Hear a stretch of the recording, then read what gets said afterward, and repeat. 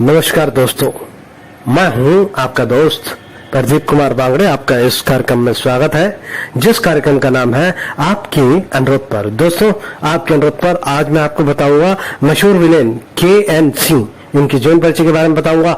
दोस्तों, अगर आप मेरे चैनल को पहली बार देख रहे हैं तो आपसे अनुरोध है कि आप इसे लाइक करें। वीडियो के नीचे रेड कलर का बटन है, उसे दबा के सब्सक्राइब करें। बाजू में एक बेल है, उसे भी दबाएं ताकि मैं जो भी वीडियो डालूं वो सबसे पहले आप तक पहुंचे। तो चलिए दोस्तों, वीडियो की शुरुआत करते हैं। कृष्ण निरंजन सिंह, जिन्हें भारतीय सिनेमा में के.एन. सिंह के नाम से जाना जाता है, एक प्रमुख खलनायक और चरित्र अभिनेता थे के.एन. सिंह। 1936 से लेकर 1980 के दशक तक लंबे कैरियर में उन्होंने 250 से अधिक हिंदी फिल्मों में अभिनय किया। पूर्व भारतीय राजकुमार और एक प्रमुख अपराधी वकील चंडी प्रसाद सिंह के बेटे के.एन. सिंह एक खिलाड़ी थे, जिन्होंने कभी सेना में शामिल होने का सपना देखा था। देहरादून में जन्मे के.एन. सिंह से अपेक्षा की गई कि वो अपने पिता के नक्शे कदम पे चलते हुए वकील बने।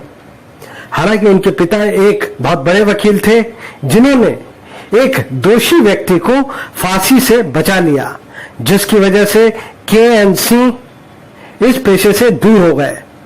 के.एन. सिंह ने अपनी सारी ऊर्जा को खेल में लगाते हुए भाला फेंक और गोला फेंक में बेहतरीन प्रदर्शन किया। के.एन. सिंह ने 1936 के बर्लिन ओलंपिक में भारत का प्रतिनिधित्व करने के लिए चुना गया था। इससे पहले की परिस्थिति ने उन्हें अपनी बीमार बहन की देखभाल के लिए कलकत्ता जाने के लिए मजबूर कर दिया। वहीं पर उनकी मुलाकात अपने पारिवारिक मित्र पृथ्वीराज कपूर से हुई, जिन्होंने उन्हें निर्देशक देवकी बोस से मिलवाया, जिन्होंने उन्हें अपनी फिल्म सुनहरा संसार, जो कि 1936 में आई थी, इसमें पहली भूमिका उन्हें पेशकश की गई।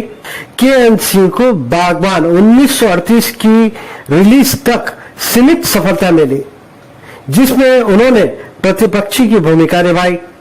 बागबान एक गोल्डन जुबली फिल्म थी, जिसमें सिंह को उस युग के प्रमुख खलनायकों में से एक के रूप में स्थापित कर दिया। 1940 और 50 के दशक के दौरान के.एन. सिंह उस युग की कई बड़ी फिल्मों में दिखाई दिए, जिसमें सिकंदर, जो कि 1941 में आई, ज्वार भाटा 1944 में आई, ये दिलीप कुमार की पहली फिल्म थी।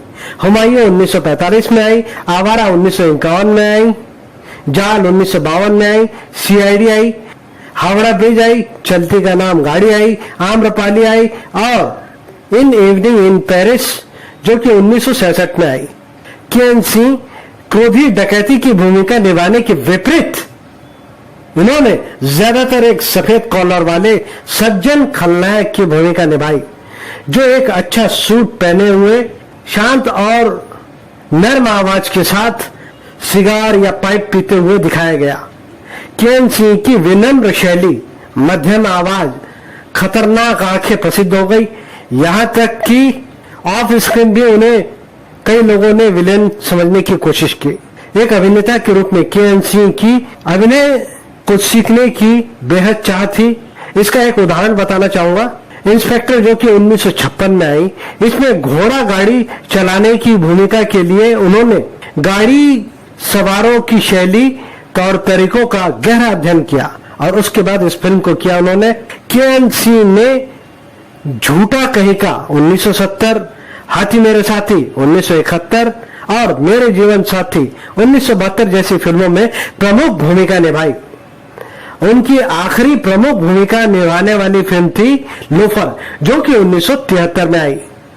बढ़ते वर्षों के साथ के.एन. सिंह कम सक्रिय हो गए। विशेषकर 1970 के दशक के मध्य में उनकी कई भूमिकाएं महज कैमियो भूमिकाएं थी, जिन्हें केवल ये सुनिश्चित करने के उद्देश्य से व्यवस्थित किया गया था कि अभिनेता समय पर आए। उनका कद ऐसा था कि जब के.एन. सिंह सेट पर होते तो अभिनेता कभी देरी से नहीं आते। उनकी आखिरी उपस्थिति वो दिन आएगा, जो कि 1986 में आई थी। के.एन. सिंह 6 भाई बहनों में सबसे बड़े थे। यही वजह थी कि उनके पिताजी चाहते थे कि वो वकील बने, लेकिन अपने पिताजी के वकील की करियर को देखते हुए उन्होंने ठीक इसके विपरीत जाना बेहतर समझा। एक बहन और 5 भाई, इसलिए उन्होंने अपने भाई विक्रम, जो कि फिल्म फेयर पत्रिका के संपादक थे, के बेटे पुष्कर को अपने बेटे के रूप में गोद लिया। अपने अंतिम वर्षों में के.एन. सिंह पूरी तरह से अंधे हो गए। 31 जनवरी सन 2000 को 91 वर्ष की आयु में मुंबई में उनका निधन हो गया।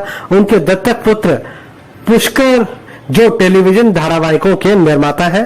दोस्तों, के.एन. सिंह ने 250 से ज्यादा फिल्मों में अभिनय किया, तो इनकी सारी पिक्चरों के नाम लेना तो संभव नहीं है, तो मैं आपको इनकी कुछ फिल्मों के नाम अवश्य बताऊंगा। सोनार संसार 1936, यहां से उन्होंने अपने फिल्मी कैरियर की शुरुआत की। हिंदी में आई सुनहरा संसार 1936 में आई। करोड़पति 1936 में आई। मुक्ति 1937 में आई। इसमें वो चित्रा के पिता की पार्टी के अतिथि के रूप में थे।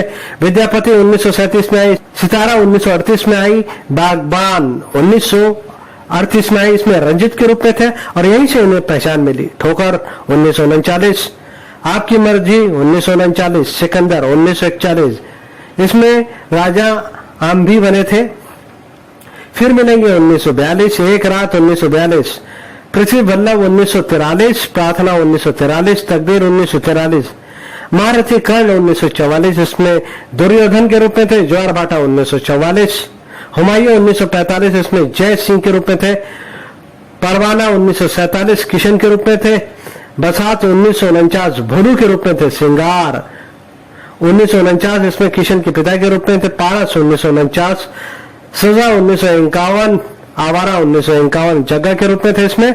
सनम 1951, हलचल 1951, बाजी 1951, पर्वत 1952, जाल 1952, आंधिया 1952, अरमान 1953, शहंशाह 1953, बाज 1953, संगम 1954, बादशाह 1954, मरीन ड्राइव 1955, मिलाप 1955, हाउस नंबर 44, इसमें कैप्टन के रूप में थे।